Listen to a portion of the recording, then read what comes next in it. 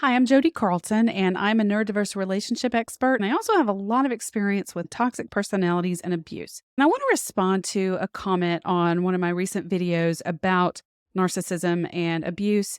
The reason I want to make this video is because the term abuse is thrown around a lot. Abuse is a very powerful word with powerful indications. It's really important that we understand what abuse is and what it's not. It's also important, though, to recognize that behavior that's not actually abusive can still be very harmful and very destructive to a person. So I'm going to read this comment to you, and then I'm going to talk to you more about it. The one viewer says, a lot of people on the autism spectrum are very emotionally abusive. They lack theory of mind, and they are unable to see how their actions affect other people. They are also completely unable to have empathy or put themselves in someone else's shoes. They are very meticulous and expect you to be as well, and demanding. They want what they want, when they want it, and there's no way around it. Getting involved with someone on the autism spectrum, your life is no longer your own unless you can educate them about the disorder that they have and put a whole lot of time, effort, and work into the relationship. Only then will you be able to find peace and happiness. So I have several thoughts about this woman's comment. And first, I want to say that she's clearly been in a lot of pain. She's been in a relationship that's been very difficult and caused her a lot of pain. I don't want to in any way diminish that experience. I do want to say that she's lumping all autistic individuals into the same category. Now, this is problematic because not every autistic person is the same as the next. As a matter of fact, there's a saying that if you've met one autistic person, you've met one autistic person. Everybody's different. It's the same for men and women. I, as a woman, don't want to be lumped into the same category as all other women. Do we have a lot of traits in common? Yeah, we do. We're also very different and very unique in a lot of ways. So autistic individuals do have traits and characteristics that are in common with one another. But how those traits actually manifest and show up in each person is going to look different from one person to the next. So we want to be careful not to lump everybody into one category. The other thing is the concept of abuse. And we really need to look at how we define abuse. Now, I define abuse as harm that is being done to another person with the knowledge that the harm is actually being done. I don't believe that we can be abusive if we truly don't know that we're doing harm.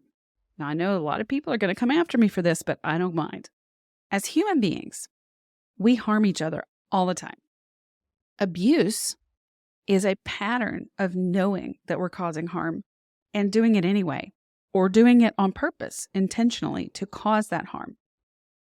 As a mom, I have made many decisions about my children that ended up harming them. And if you looked at the 20 years that I've been a parent, you would see that there have been many decisions over the course of the years that hurt my children. Now, I really don't believe that I'm an abusive mom. If I knowingly harm them over and over again, and I disregard the fact that they're being harmed, then that is abusive. Now, in a marriage, in a relationship, there are going to be times when we harm our partner. Sometimes we won't know that we're harming them. Sometimes they may tell us that we're harming them, but we may really struggle to understand how what we're doing is harmful. This is true for autistic individuals and non-autistic individuals. If my partner tells me that they felt criticized by something I said, and I didn't intend that at all, I wasn't meaning to criticize, then I may make the same choice again in my words or my behavior that results in them feeling criticized again. That doesn't mean that I'm being abusive. It means that there's a misunderstanding between two people. We usually continue with behaviors. We usually make choices based on what makes sense to us. And sometimes those choices may hurt people. Is that abuse, though? I don't think that is abuse. Now, that being said, autistic partners absolutely can be abusive. Non-autistic partners can be abusive to their autistic partners. Abuse is related to personality, character, motivation, intent. It's not related to autism. Abuse is not a trait of autism. I have so many people who are autistic in my family. There's only one that I would consider abusive. The others have done harm at times, but it's been unintentional. And being on the receiving end of that is painful and it's hard. But the reality is, autistic individuals get hurt too. It's just a part of being in a relationship. And it's important to recognize that the things that we say and do and expect as non-autistic partners can also be very harmful to our autistic partners and family members.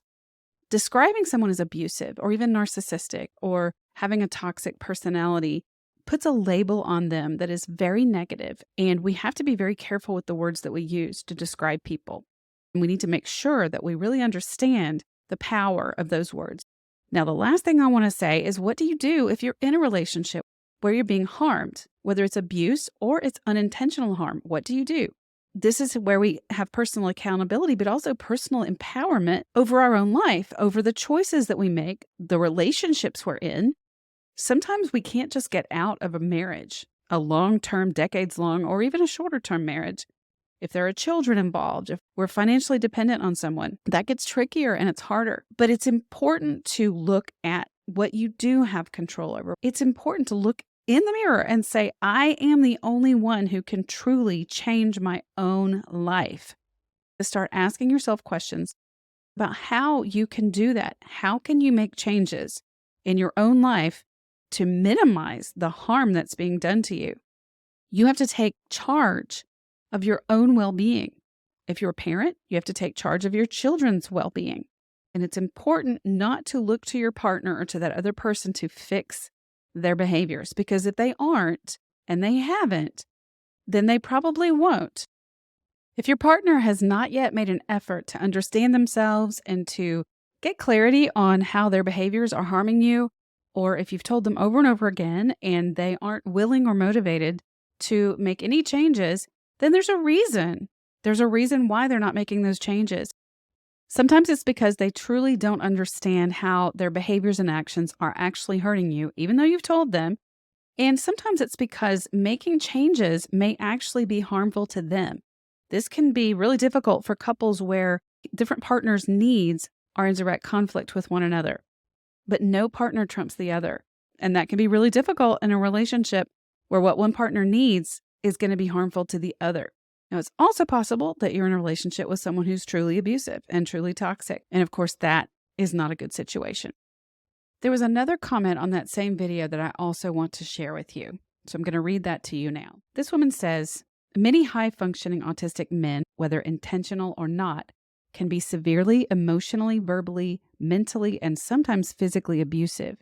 The line between the autism and narcissism definitely gets blurred. I was married to a man on the spectrum for nearly 15 years, and my experience was the same. He has also made my life hell after the divorce.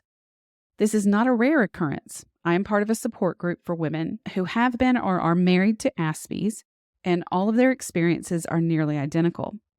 And these are not women just looking for someone to blame. They're often women who have done counseling, tried to work on themselves, tried to save the marriage, done everything alone because the autistic spouse wouldn't or couldn't acknowledge the problem and take responsibility for putting in the same effort to be a better partner.